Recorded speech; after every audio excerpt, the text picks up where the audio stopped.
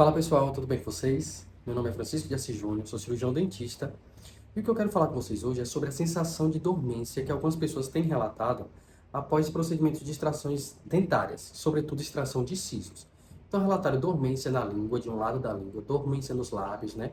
E às vezes perda de sensibilidade de algumas áreas da pele dessa região. O que é que pode ser isso? Por que que isso está acontecendo? Então vou explicar para vocês nesse vídeo, tá certo? Quais são os prováveis motivos e os prováveis tratamentos.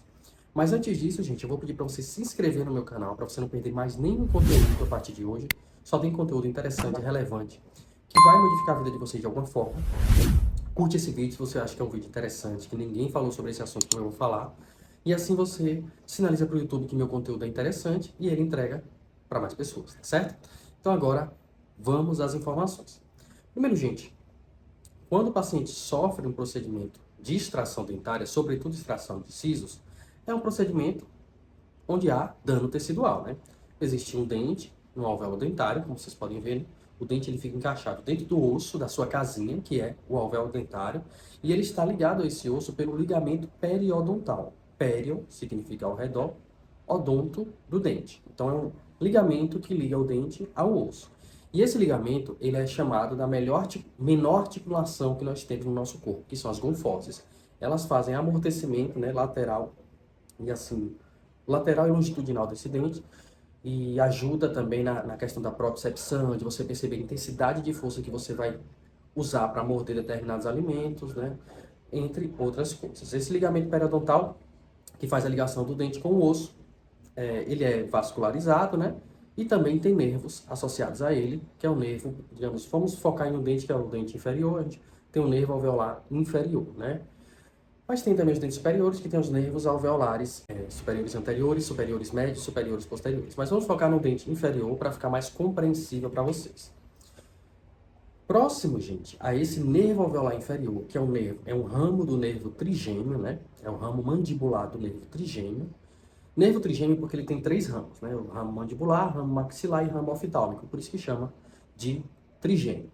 É o quinto par craniano, são nervos que saem de dentro do crânio, né? Eles são pares porque eles saem com os dois lados, e ele é o quinto par craniano de importância fundamental, né? Para o dentista, para a área estomatológica, que são a boca, né? Os músculos da mastigação, o sistema mastigatório, ossos, tudo isso. Pois bem, gente, esse ramo mandibular do nervo trigêmeo, ele, em um momento, né, mais ou menos aqui nessa região, vocês estão vendo aqui, ele se bifurca, ele se divide em dois, que é o nervo alveolar inferior e o nervo lingual. E eles estão bem próximos. Quando a gente vai fazer anestesia para a extração de dentes inferiores, a gente anestesia, aqui vocês estão vendo como é que é feita a anestesia, a gente anestesia lá atrás, né? Lá no que a gente chama de trígono retromolar, ou seja, atrás do molar tem uma área que parece um triângulo, que é a área que a gente faz a punção, né? A incisão da agulha para que a gente injete o anestésico local. Normalmente a gente faz a punção da agulha, penetra quase que toda essa agulha, né? Depois dá uma recuadinha e injeta o anestésico. Em alguns casos, como por exemplo, por variações anatômicas, essa agulha pode tocar em nervos. E no momento que toca no nervo, o paciente sente um choque, um leve choque. Pode acontecer, certo? Mas logo que você tocou, tirou a agulha, é um leve choque que passa. Um choque bem simples, certo? Bem leve que o paciente sente. Em algum desses momentos, esse choque, né, pode gerar uma inflamação posterior, né? Que quando há uma inflamação no nervo, esse nervo perde a bainha de mielina, que é uma bainha de gordura, né, que cobre, digamos, o axônio dos neurônios. E essa bainha de gordura, ela faz com que o impulso nervoso seja conduzido de forma saltatória. Quando há uma inflamação, há a perda dessa bainha de mielina, né? Pode ser temporária, pode ser definitiva. E a perda dessa bainha de mielina faz com que o impulso nervoso não seja mais tão bem conduzido, repercutindo na dormência, na parestesia. Então o paciente sente como se o nervo estivesse dormente, que a gente chama de parético. Então você toca e a condução do impulso nervoso não é transmitida. Esse é um dos motivos para que pacientes, após extração de sisos, sintam dormência em lábio, em língua e na pele da região. Por quê? Porque o nervo alveolar inferior, ele inerva todos os dentes inferiores até a metade aqui. Então, desse dente aqui, que é incisivo central inferior, né, do meio, para cá, é do nervo alveolar inferior desse lado, E do meio para cá é do nervo alveolar inferior desse lado. Então, se você sofreu anestesia desse lado, para extrair o siso desse lado, sentiu o choque desse lado, então esse lado ficará comprometido e esse não. Mas, gente, a língua é inervada por 4 nervos diferentes, não só por um. Então, a língua ela é inervada pelo nervo glossofaringeu. Esse nervo glossofaringeu ele é responsável por sentir a percepção de sabores dos 2 terços posteriores da língua, ou seja, da parte do meio para trás, é o nervo glossofaringeu que é responsável pela percepção dos sabores na língua.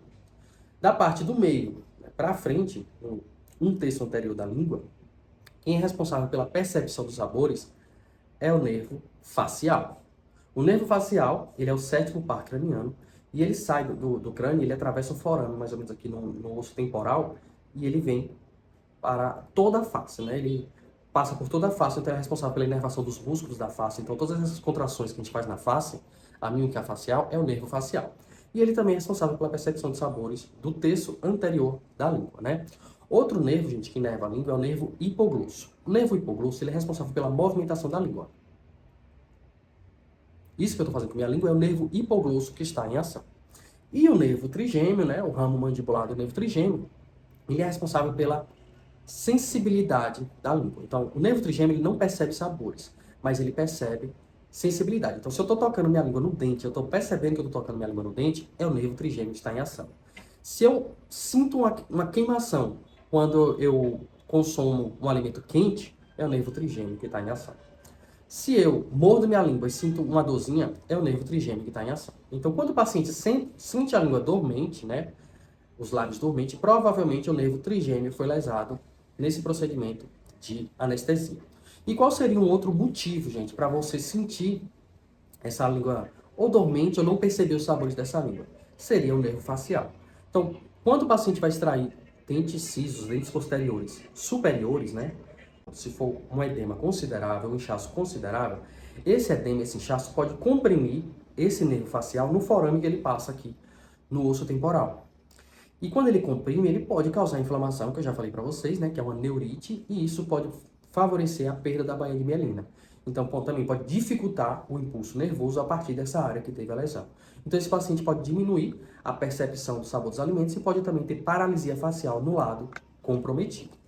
Então, gente, esses são os principais motivos para que você sinta dormência na língua. A partir do seu relato, né, o seu dentista, ou também o cirurgião bucomaxilofacial ou o neurologista, eles vão identificar a provável causa daquilo. Então, a provável lesão é no nervo trigêmeo. E qual o tratamento para essa lesão, gente, no nervo trigêmeo? A principal forma de tratamento é com medicamentos que a gente chama de antineuríticos. Então, a gente administra para esse paciente corticoides, que pode ser prednisolona, prednisona, dexametasona. Então, administra corticoides para reduzir a inflamação. Então, quanto menos inflamação tiver, menos vai ter perda da baía de mielina. A gente também administra alguns nutrientes, como vitaminas do complexo B, vitamina B12, vitamina B9, né? Que são fundamentais para a condução do impulso nervoso. E a maioria dos casos, a gente pode retornar, né, essa lesão, isso pode se renovar, né, em até 2 meses, no caso de paralisia facial. No caso de paralisia do nervo lingual, também, mas só que a gente também pode lançar mão da laser terapia. A laser terapia, gente, ela é uma luz, né, uma luz num comprimento de onda que varia de 600 a 800 nanômetros. É um comprimento de onda da luz visível, vermelho. E esse comprimento de onda, gente, ele vai agir lá na matriz energética das células, que são as mitocôndrias, potencializando a regeneração, a resposta inflamatória, né, sem exacerbar a inflamação. Então, para ter reparo tecidual, tem que ter inflamação. O que é que o laser faz? O laser vai lá nas células responsáveis pela regeneração, pelo reparo tecidual desses nervos e energiza elas. Então, na teoria, seria como se uma pessoa que tivesse jornada de 8 horas começasse a cumprir 16 horas de jornada com o mesmo ritmo, com a mesma eficiência, com o mesmo desempenho, porque ela tomou um Red Bull. É isso que o laser faz. Então, o laser vai reduzir o edema, vai reduzir os efeitos exacerbados da inflamação, mas também vai potencializar o reparo tecidual. E uma outra consequência é que o laser também ajuda a reduzir dor. Então, por isso que a laser terapia é um dos principais tratamentos que podem ser empregados, nesse caso de lesão no nervo lingual, que é um ramo do nervo trigêmeo, ou também no nervo facial, que podem ser decorrentes de lesões traumáticas, né? Por exemplo, uma punção de agulha numa variação anatômica que pode ter, que normalmente, digamos, 99% dos pacientes vai ter uma área que a punção da agulha ali naquela região não vai tocar nenhum nervo. Mas só que tem gente que tem variação anatômica. Então, nessas pessoas pode acontecer, é muito raro, mas pode acontecer a punção nesse nervo e isso gerar um trauma que pode gerar uma inflamação nesse nervo. Outros casos é como o nervo facial, né? Digamos, o paciente que teve uma resposta inflamatória exagerada, né? Um edema exagerado, ou não cumpriu bem o pós-operatório, não usou gelo, não fez repouso, esse edema pode ser considerável e isso pode comprimir o nervo facial no forame que ele passa no osso temporal. E também, gente, alguns pacientes que já tiveram herpes podem ter paralisia facial, porque existem relatos da paralisia facial com a lesão pregressa do herpes simples, que é o vírus da herpes, tá certo? Então, o tratamento basicamente é esse. Se teve essa dormência, né, se você está perdendo a sensibilidade dessa área, você tem que relatar para o seu dentista que quanto mais cedo ele intervir, melhor é a sua recuperação e mais fácil vai ser o reparo tecidual desse nervo, tá certo? Espero que vocês tenham gostado, gente, desse vídeo. Qualquer dúvida, deixem nos comentários. Para quem precisar, gente, eu faço teleconsultas para pacientes que são de fora daqui de Recife, que é onde eu atendo, e também consultas presenciais aqui em Recife. Vou deixar aqui embaixo o WhatsApp de consultas, que vocês entrem em contato com meu auxiliar, caso alguém precise de alguma consulta, certo? Eu também estou em outras redes sociais, como Instagram, TikTok, Facebook, e também aqui no YouTube, que é a minha preferida. Curte esse vídeo se você acha que foi legal, se inscreve no meu canal para não perder mais nada, e até a próxima, gente.